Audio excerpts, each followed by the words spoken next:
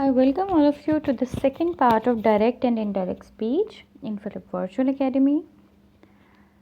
So, in the previous lesson, you learned about what is the basic difference between direct and indirect speech. मैंने आपको बताया था कि जो डायरेक्ट स्पीच होती है वो क्या होती है, जो एज इट इज़ किसी भी कहे हुए अल्फाज होते हैं, जबकि इनडायरेक्ट स्पीच समहाउ हम उसको जो मोल्ड करके मॉडिफाई करके किसी की बात को बता रहे होते हैं। और इससे रिलेटेड काफ़ी रूल्स को हमने डिस्कस किया था, बाकी जो अब रह गया था वो अब हम डिस्कस करेंगे। एक एग्जाम्पल आपके सामने रखी हुई है कि it said I have been waiting here for an hour. ठीक है, I have been waiting here for an hour, ये कौन सी स्पीच होगी? डायरेक्ट स्पीच होगी। हैव बीन वेटिंग जो है यहाँ पे मेन वर्ब है। प्रेजेंट परफेक्ट कंटिन्यूस का यहाँ पर टेंस इस्तेमाल हो रहा है क्योंकि हैव बीन का इस्तेमाल हो रहा है और साथ में वेटिंग लग रहा है। Kate said that she had been waiting there for an hour. अब आप इसमें डिफरेंस देख सकते हैं कि हैज़ को हैड से कन्वर्ट कर दिया गया, ठीक है, और हेयर को देयर से कन्वर्ट कर दिया गया, ठीक है, और आई को शी से कन्वर्ट कर दिया गया, और यहाँ से इन्वर्टेड कोमास वगैरह हटा दिए गए। तो अब आपने क्या किया, डायरेक्ट को इनडायरेक्ट स्पीच में कन्वर्ट कर दिया। अब देखें हैव को हैड में कन्वर्ट क्यों किया, इसकी साइंस आप ऑलरेडी पिछले लेसन में जान चुके हैं कि अगर सेड लिखा हुआ यानी कि पास्ट की बात हो रही है, बताने वाला जो है पास्ट में बता रहा है, तो डेफिनेटली आपने जो रिपोर्टेड स्पीच है उसको भी क्या करना है, आपने पास्ट में कन्वर्ट कर देना है। ठीक है, इसको इनडायरेक्ट स्पीच कहते हैं। Okay, he said she played golf in the morning, ये क्या है, डायरेक्ट स्पीच है। ठीक है, she played golf in the morning, ठीक है, ये डायरेक्ट स्पीच है। अब अगर इसको मैं क्या करूँगी, यहाँ पर प्लेड जो है ये क्या है, मेन वर्ब है जो कि सिंपल पास्ट टेंस में ऑलरेडी है। अब क्या होगा, यहाँ पे क्या रूल इम्प्लीमेंट होगा, अब जब सिंपल पास्ट टेंस यहाँ पर इस्तेमाल हो रहा हो, आपको पता है प्लेड जो है प्ले की सेकेंड फॉर्म है, तो हमेशा सिंपल पास्ट टेंस जो है वो पास्ट परफेक्ट में कन्वर्ट हो जाएगा। ठीक है, यानी कि प्लेड किस में कन्वर्ट हो जाएगा, हैड प्लेड में, प्लेड कन्वर्ट हो जाएगा हैड प्लेड में। He said that she had played golf in the morning, इसको इनडायरेक्ट स्पीच कहेंगे। ठीक है, हैड प्लेड यहाँ पर मेन वर्ब के तौर पर रिप्रेजेंट करेगा। Okay, The simple past tense in the subordinate clause, actual spoken words in the direct speech sentence, when changed into indirect speech, sometimes changes into past perfect tense and sometimes remains unchanged. तो दो तरह की चीज़ें हो सकती हैं situationally, कि या तो वो अनचेंज रहेगा, ठीक है, या तो वो पास्ट परफेक्ट में चेंज हो जाएगा। इसकी फर्दर एलेबोरेशन हम देख लेते हैं, एक कंटिन्यूड है ये। He said I bought a house, ये डायरेक्ट स्पीच है आपके सामने। He said I bought a house, अब यहाँ पर bought क्या है, मेन वर्ब है, और ये कौन से टेंस में है, सिंपल पास्ट टेंस में है, बाय की सेकेंड फॉर्म है। He said that he had bought a house, अगर हम इसी को इनडायरेक्ट फॉर्म में कन्वर्ट कर रहे हैं तो क्या होगा, He said that he had bought a house। अब bought जो है ये पास्ट सिंपल था, अब हमने क्या किया, इसको पास्ट परफेक्ट टेंस में चेंज कर दिया। ठीक है, बॉट को पास्ट परफेक्ट टेंस में चेंज कर दिया, हैड और थर्ड फॉर्म लगाकर। ठीक है, हैड बॉट जो है यहाँ मेन वर्ब है जो कि पास्ट परफेक्ट टेंस को प्रेजेंट कर रहा है। उसके बाद पार्ट बी है, he said I had a dream last night, ये डायरेक्ट स्पीच है। ठीक है, I had a dream last night. अब देखिए इसमें क्या है, मेन वर्ब हैड है जो कि सिंपल पास्ट टेंस है। अब क्या इसको कन्वर्ट कैसे करेंगे, he said that he had a dream last night, ये इनडायरेक्ट स्पीच है। अब इसमें आपने देखा कि सिंपल पास्ट टेंस जो है वो सिंपल पास्ट टेंस ही रहा और ये अनचेंज रहा, तो इससे अब जो एम्बिग्विटी थी अगर आपकी तो क्लियर होगी कि किस सेंस में हम बात कर रहे हैं कि कभी कभार वो अनचेंज रहता है। ओके, उसके बाद नेक्स्ट चेंज की बात करते हैं। He said to me he was swimming in the pool, she said to me he was swimming in the pool, ये डायरेक्ट सेंटेंस है, डायरेक्ट स्पीच है। वॉज स्विमिंग जो है यहाँ पर मेन वर्ब है और जो पास्ट कंटिन्यूस टेंस को प्रेजेंट कर रहा है। अगर हम इसको कन्वर्ट करते हैं इनडायरेक्ट स्पीच में तो क्या हो जाएगा, सेड टोल्ड में कन्वर्ट हो जाएगा। She told me that he had been swimming in the pool. अब देखिए वॉज स्विमिंग से हमने क्या कर दिया, हैड बीन स्विमिंग कर दिया।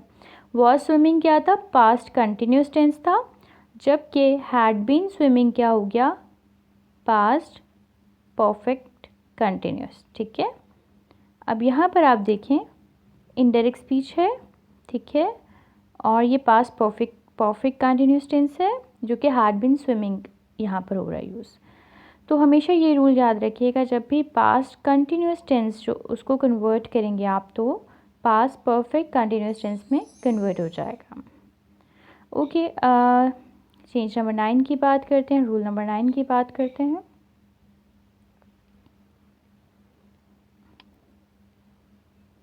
She said to me they will take their test tomorrow। ठीक है, अब देखें ये डायरेक्ट स्पीच है। She told me that they would take their test tomorrow, the next day। अब आप देखें यहाँ पर क्या हो रहा है, She told me, said को told में कन्वर्ट कर दिया, will को would में कन्वर्ट कर दिया और tomorrow को the next day में कन्वर्ट कर दिया। तो ये आपको कन्वर्जन समझ में आ रही होंगी कि will को क्या करेंगे, बेसिकली would में कन्वर्ट कर देंगे, क्योंकि will की जो कह लें कि सेकेंड फॉर्म है वो would होगी। इसी तरीके से tomorrow को the next day में कन्वर्ट कर देंगे। ये हमारे पास इनडायरेक्ट स्पीच आ गई, will वर्ड बन गया। ओके, पर्सनल प्रोनाउंस जैसे कि आई है, ठीक है, ये फर्स्ट प्रोनाउन कहलाता है, सिंगुलर या कॉमन जेंडर मेल या फीमेल, ये पर्सनल प्रोनाउन कहलाते हैं। ये सब्जेक्ट केस है, सब्जेक्टिव केस है। Personal pronoun him, third person, singular, ये मैं आपको चेंजेस बता रही हूँ जिसको मैं फर्दर एलैबोरेट करूँगी कि क्या किस में कन्वर्ट होता है। ठीक है, अब हम कंजंक्शंस की बात कर लेते हैं। While changing a direct speech sentence into an indirect speech sentence, we use a conjunction to join both the clauses, the introductory clause and the actual spoken words। ठीक है, जैसा मैंने आपको बहुत सारे examples the, he said she is playing in the park। अब देखिए he said जो है वो क्या है, यहाँ पर इंट्रोडक्टरी क्लॉज है और she is playing in the park ये क्या है, एक्चुअली किसी के कहे हुए वर्ड्स हैं। तो इन दोनों को मिलाने के लिए आपको पता है हम ज़्यादातर दैट का इस्तेमाल कर रहे होते हैं जो कि कंजंक्शन के तौर पर काम करता है। To join the two clauses in a statement sentence we use the conjunction that. मैंने आपको पहले भी बताया, the conjunction that is normally not mentioned as it is understood. इसको ज़्यादातर समझ लिया जाता है। Okay, so direct indirect speech. The mouse said, "Mother, I'm hungry." That is a direct expression. अब अगर इसको हम indirect में convert करते हैं, the mouse told its mother that it was hungry। ठीक है, अब इसमें आप देखें told its mother। अब देखिए वहाँ से आप बीच में क्या, आप यहाँ पर आ रहा है दो clauses के बीच में, ये और ये दो clauses हैं, इन दोनों के बीच में क्या आ रहा है, यहाँ पर that आ रहा है। So that is working as a conjunction over here। ठीक है, ये इनडायरेक्ट स्पीच है हमारे पास। अब देखिए माउस जो है, mouse is saying I am hungry. Alright, mother mother में ही कन्वर्ट हो जाता है, माउस माउस में ही रहता है। ठीक है, आई इट में कन्वर्ट हो गया, आई इट में कन्वर्ट हो गया। Next, there are two types of questions, WH questions beginning with any of the WH words such as who, which, what, how, etc। ठीक है, दो तरह के क्वेश्चंस होते हैं, एक WH क्वेश्चंस होते हैं और या येस और नो क्वेश्चंस होते हैं, जैसे कि जो किसी भी ऑक्सिलरी हेल्पिंग वर्ब से शुरू हो रहे होते हैं, जैसे कि as, is, are, am, can, will, has. या जैसा कि एक एग्जाम्पल अगर मैं दूँ, विल यू हैव ब्रेकफास्ट। तो दो तरह के क्वेश्चंस होते हैं। ठीक है, अब इसमें हम देखते हैं क्या होता है when we change in yes और no question sentence from direct into indirect we use the conjunction if और वेदर। ठीक है, ये याद रखने वाली बात है, आपने इफ़ या वेदर लगाना है अगर आप येस नो क्वेश्चन को डायरेक्ट इनडायरेक्ट स्पीच में कन्वर्ट कर रहे हैं। ठीक है, इसके लिए फर्दर देखते हैं क्या होता है। Though there is some difference between the conjunctions if and whether at this basic level using just if for all the yes और नो क्वेश्चन इज जस्टिफाइड। तो अगर आप बेसिक लेवल पर हैं, बिगिनर लेवल पर हैं, तो आप इतना डेप्थ में ना जाएं, आप इफ़ का इस्तेमाल कर लें तो दैट वुड सफाइस।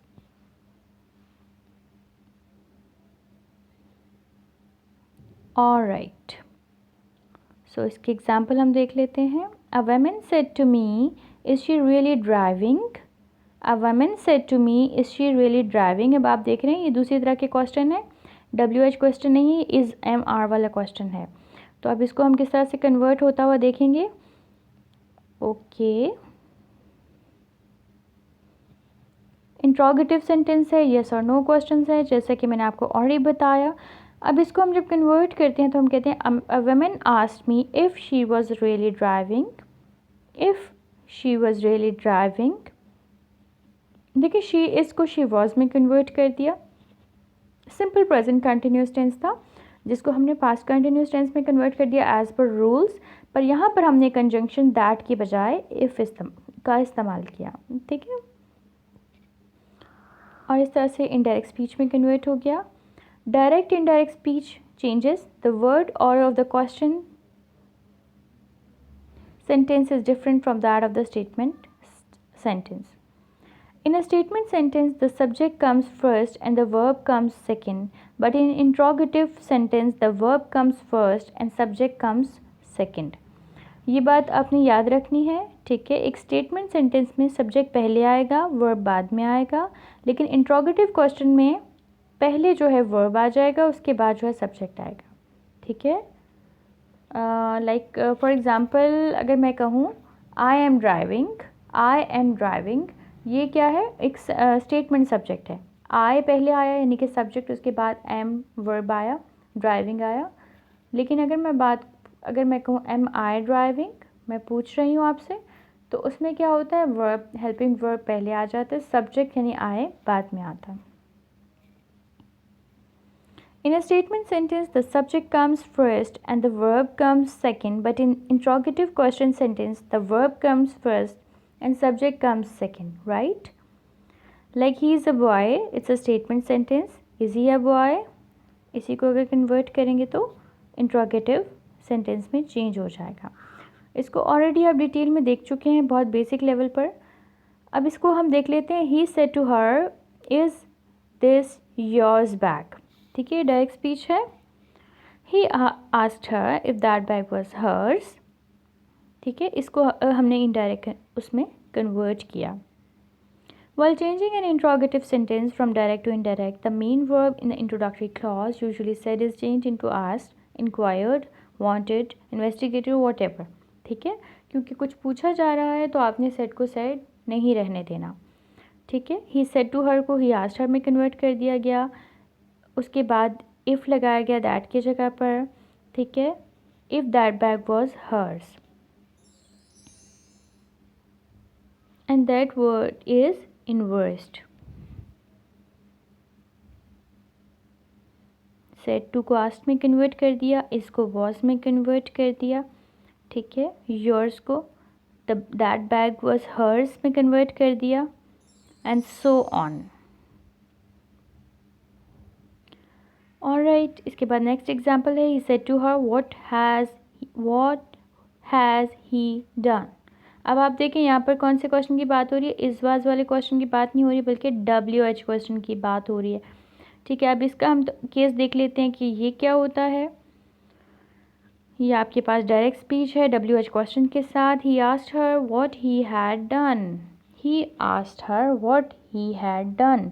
अब इसमें आप देखें कि आपको सेट आपने इंक्वायर्ड के सेंस में ले लिया, सेट को आस्क्ड में कन्वर्ट कर दिया। अब देखें यहाँ पर ना इफ़ आ रहा है और ना कुछ और वेदर आ रहा है, यहाँ पे डायरेक्टली व्हाट आ रहा है।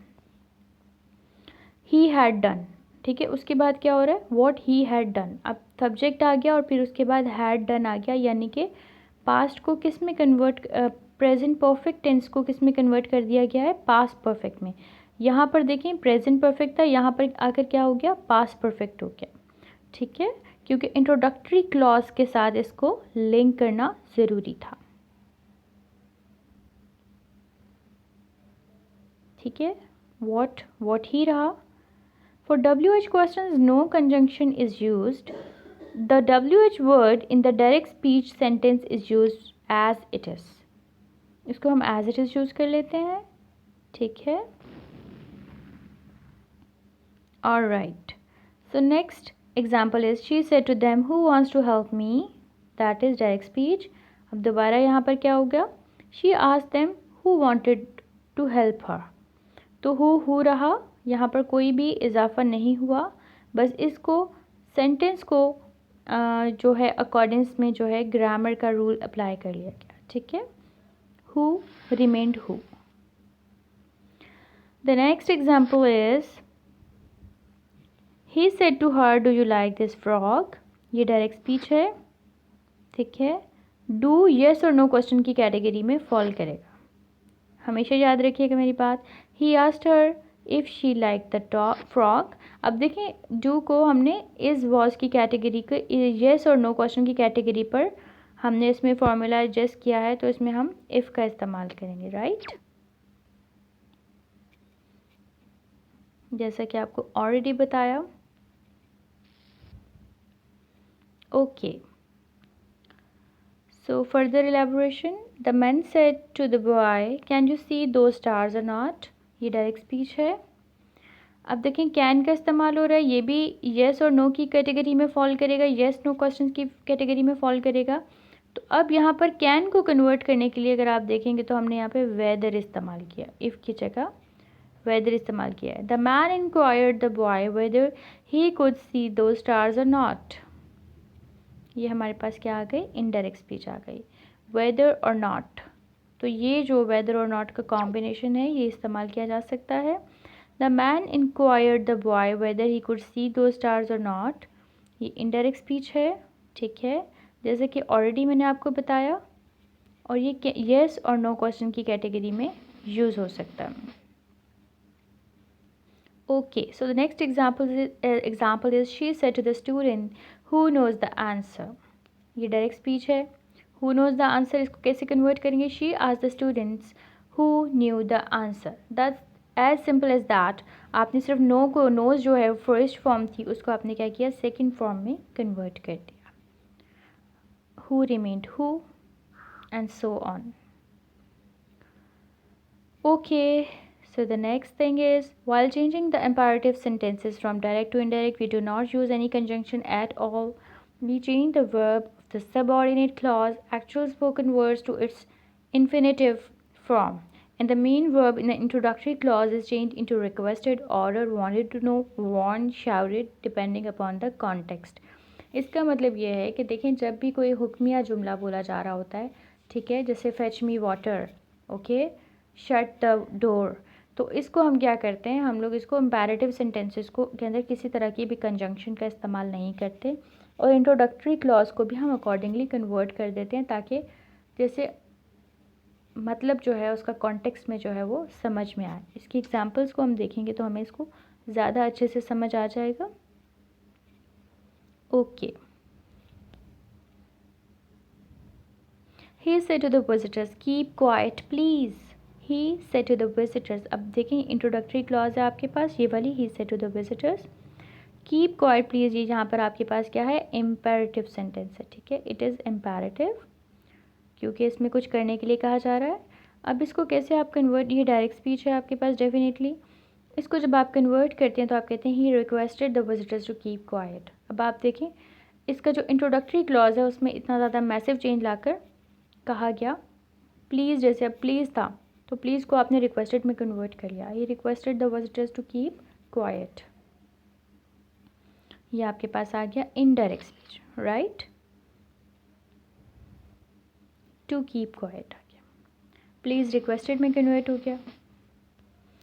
Alright, so the next example is The manager said to him, don't postpone your work. Don't postpone your work is another imperative sentence. ठीक है, तो अब यहाँ पर आप ये डायरेक्ट स्पीच है, इसको आप कैसे कन्वर्ट करेंगे? डोंट, डू नॉट नेगेटिव के सेंस में आएगा. The manager want him not to postpone his work. ठीक है, डोंट पोस्टपोन. अब इसमें मैनेजर एक ऐसी पोजीशन है, आपको पता है कि वांट करके ही कहेगा, तो अब आप इसमें वांट का जो है वो वर्ड यूज़ कर सकते हैं. डोंट नॉट में कन्वर्ट हो गया. The following modals do not change in indirect speech. Should, could, might, ought to. ठीक है, ये जो है ये चेंज नहीं होते.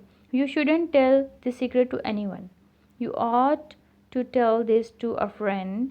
She said shouldn't tell the secret to anyone. He said I ought to tell this to a friend.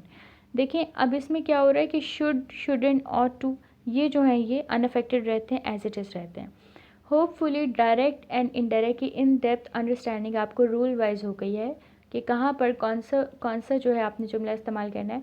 सबसे important बात ये कि आप जब डायरेक्ट को इनडायरेक्ट में इस्तेमाल करते हैं, सबसे इंपॉर्टेंट चीज़ होती है इसमें कॉमन सेंस. ठीक है, आपने अपने जहन में इसको ट्रांसफॉर्म करना होता है. आपसे किसी ने कोई बात की, आपने उसको आगे डिलीवर करना है, तो आप उसको किस तरह से डिलीवर करेंगे. ठीक है, अगर आप उसको डायरेक्टली एज इट इज़ किसी के वर्ड्स कहते हैं तो आप कैसे कहेंगे, और अगर आप उस ही की बात को अपने वर्ड्स में इस्तेमाल करके बताते हैं तो फिर आप कैसे कहेंगे. ठीक है, लेट्स से आपके सामने किसी ने कहा हो, किसी बात को ज़ोर देकर कोई किसी ने कहा हो. ठीक है, ये तो आप जानते हैं ना कि उसने किस तरह से बात कहा, तो आप उसके लिए क्या कह सकते हैं, ही एम्फोसाइज्ड. ठीक है, आप उसने कहा, ही सेड को एम्फोसाइज्ड में कन्वर्ट कर सकते हैं. तो it really depends upon the situation, upon you, कि आप क्या सुन रहे हैं, क्या देख रहे हैं, उसको किस तरह से रिपोर्ट कर रहे हैं. तो it all depends upon that. Hopefully you have understood the concepts, और इसको आप रियल लाइफ में इम्प्लीमेंट कर सकते हैं.